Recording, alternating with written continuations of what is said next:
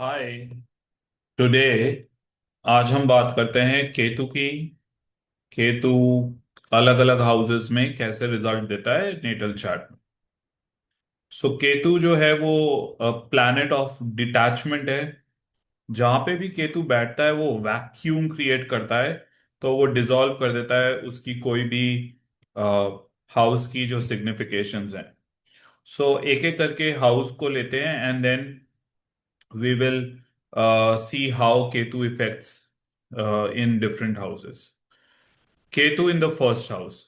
So, first house represents ego, confidence, and how you present yourself in the society, your identity.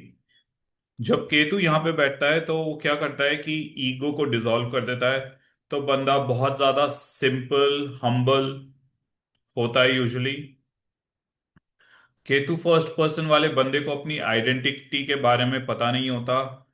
उसे ये नहीं पता होता कि वो कैसे बिहेव कर रहा है सोसाइटी में या उसे कैसे बिहेव करना चाहिए या उसकी क्वालिटीज क्या हैं।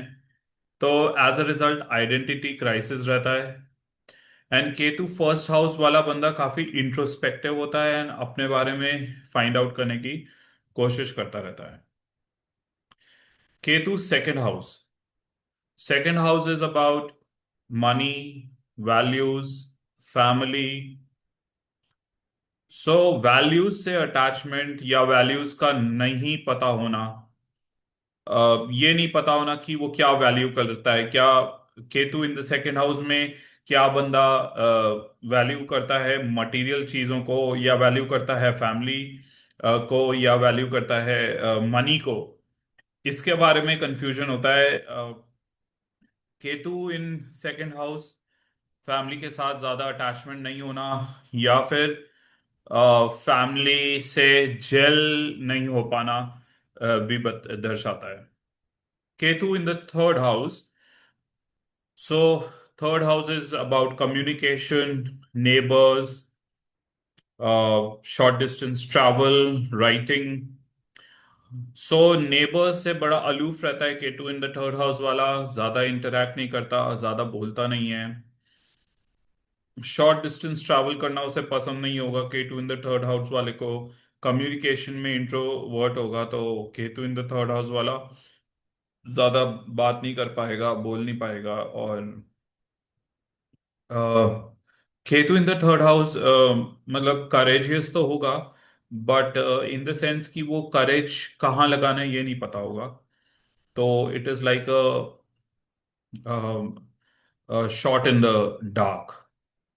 Okay. Ketu in the fourth house. Now fourth house is again about family. It is about your roots. It is about your comfort zone, your home. So जो क्लासिकली वी कैन सी कि जो typical effect है केतु का fourth house में वो है कि it separates you from your home, so it takes you to a distant places. So a foreign travel का बहुत अच्छा कॉम्बिनेशन है।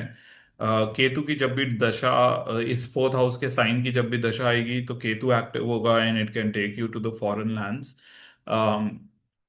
घर से भी सेपरेट करता है। घर का जो इन्वायरमेंट है, जो फर्नीचर है, जो उसके रहने की जगह है वो बहुत बेयर मिनिमम, मिनिमलिस्टिक। जैसे एक खाट बस। और बहुत कम कपड़े, सिंपल कपड़े, ज्यादा बर्तन नहीं होना। मतलब वो इंटेंशनल होता है कि वो बिल्कुल मिनिमम सब कुछ मिनिमल रहना। क्योंकि कोई अटैचमेंट ही नहीं होता प्रॉपर्टी से, कोई अटैचमेंट ही नहीं होता मटेरियल सामान से। सो ये केतु दर्शाता है। Ketu in the fifth house. So Ketu in the fifth house actually again absorb कर देता है सारी फिफ्थ हाउस की चीजों को। So it fifth house is what? Fifth house is education, it is love affairs, it is like hobbies.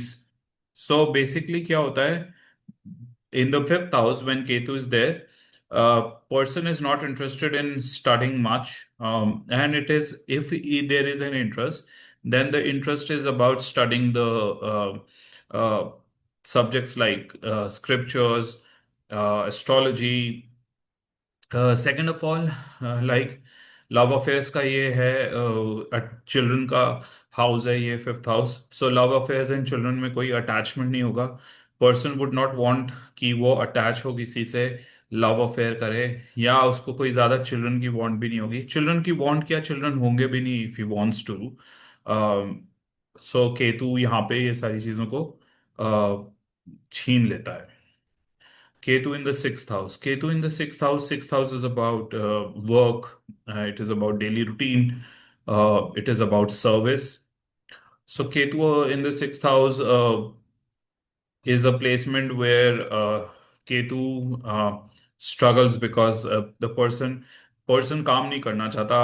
Person को लगेगा कि वो डेली रट ऑफ लाइफ में, रैट रेस में चला गया है, जो कि वो जाना नहीं चाहता। एज अ रिजल्ट वो Ketu in the sixth house काफी ब्रेक देता है कैरियर में। आप जो भी जॉब करते हो आपका मन नहीं लगता जॉब करने में। Plus Ketu in the sixth house also can indicate that जो सर्विस करने की इच्छा है वो भी नहीं होती। तो बेसिकली डेली रूटीन में चोर्स, जैसे घर के चोर्स करने के लिए, ऐसी ये सब चीज़ों की इच्छा नहीं होती, बिल्कुल अलूफ रहने की इच्छा होती है। Ketu in the seventh house. Seventh house is about marriage. Seventh is about partnerships, basically, and it is also about enemies. So Ketu in the seventh house is क्या करता है कि वो मैरिज करने में प्रॉब्लम करता है। ऐसा नहीं है कि मैरिज नहीं होगी, बट डिटैच्ड होगा, because Ketu in the seventh house मतलब वो जो पार्टनर है उसके, उसको नहीं इच्छा होगी कि उसका पार्टनर हो, अगर होगा भी तो वो पार्टनर अपना काम करे। ये Ketu in the seventh house वाला पर्सन अपना काम करे। सो बेसिकली ये केतु की सेवन्थ हाउस में निशानी है। Ketu in the seventh house, enemies, enemies इसलिए कहते हैं क्योंकि सेवन्थ हाउस जो होता है वो ऑपोजिट ऑफ लग्न होता है। तो एनिमीज कैसे होंगे, एनिमीज अगर होंगे हिडन एनिमीज, तो वो ये पर्सन को ज्यादा फर्क नहीं पड़ता उसके एनिमीज हैं या नहीं है। एंड पार्टनरशिप्स में भी Ketu in the seventh house वाले बंदे को ज्यादा ट्यूनिंग नहीं बनेगी पार्टनरशिप्स। तो सजेस्टेड होता है पार्टनरशिप्स अवॉइड करी जाएं। Ketu in the eighth house. So eighth house में केतु जो है वो again eighth house secrets, occult और अनएक्सपेक्टेड चेंजेस, ट्रांसफॉर्मेशन का हाउस है। सो जब Ketu in the eighth house होता है तो यू नो ये थोड़ा काउंटर काउंटर है, जो एक्चुअली लोग कहते हैं। मेरे हिसाब से Ketu in the eighth house secrets नहीं होने देता, क्योंकि वो ऑब्जॉर्व कर देता है ना, तो वो एट्थ हाउस की चीज़ों को भी ऑब्जॉर्व कर देता है, तो वो ट्रांसफॉर्मेशन नहीं होने देता लाइफ में, ट्रांसफॉर्मेशन को रोक लेता है। सीक्रेट्स और ऑकल्ट में ज़्यादा इंटरेस्ट नहीं होता लोग इस बंदे को। सो केतु की जब एट्थ हाउस के साइन की दशा आएगी, obviously person will learn about the scriptures, take a keen interest लेगा पढ़ने में। बट वो अदरवाइज मतलब उससे अटैच नहीं है।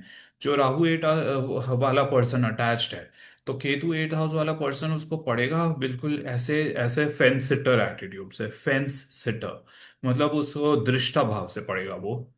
उसके बाद Ketu in the ninth house. Ninth house में रिलीजन का होता है, नाइन्थ हाउस हायर एजुकेशन का होता है, नाइन्थ हाउस होता है विजडम का। सो रिलीजियस बिलीफ जो हैं केतु के नाइन्थ हाउस में होने से वो थोड़ी सी अनकन्वेंशनल हो सकती है। अनकन्वेंशनल इन द सेंस हो सकता है पर्सन बिलीव ही ना करे किसी चीज में, अथेस्ट हो। और जो हायर लर्निंग है उसमें भी Ketu in the ninth house वाले पर्सन को शायद इंटरेस्ट ही ना हो, वो हायर लर्निंग ही नहीं करना चाहता वो। Ketu in the ninth house वाला कहेगा कि बस पढ़ाई हो गई बहुत, आफ्टर आफ्टर स्कूल बस बहुत पढ़ाई हो गई। And Ketu in the ninth house वाला अपना एक खुद का बिलीफ सिस्टम बनाना चाहेगा। Now tenth house. So Ketu in the tenth house. Tenth house is about profession. It is about your public fame. It is about what profession you can do. So what profession you can do is the sign actually. But हम केतु के tenth house की बात कर रहे हैं, तो Ketu in the tenth house का मतलब है कि बंदा is focused about not getting any fame.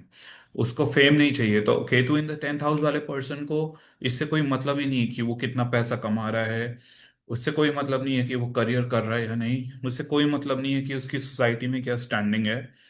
Ketu in the tenth house वाला पर्सन जॉब सेटअप करना ही नहीं चाहता। इनफैक्ट ये प्रॉब्लम तक आ सकती है कि Ketu in the 10th house वाला पर्सन, उसको बताना पड़े बार बार कि तुम्हें सरवाइव करने के लिए पैसा तो कमाना पड़ेगा। Now Ketu in the 11th house. So जैसे 10th हाउस अगर पब्लिक उसका होता है, तो 11th हाउस में भी केतु किस चीज को रिप्रेजेंट करता है? केतु वैक्यूम को रिप्रेजेंट करता है। And 11th house is friendships, 11th house is gains, 11th house is Elder siblings. Ketu in the 11th house अगर है तो हो सकता है एल्डर सिबलिंग्स ना हो, गेन्स गेन्स होंगे नहीं, अगर होंगे तो मतलब बहुत ज्यादा मनी अर्निंग वाला Ketu in the 11th house है नहीं, क्योंकि केतु अलाउ ही नहीं करता कि वो उस पे अटेंशन करे।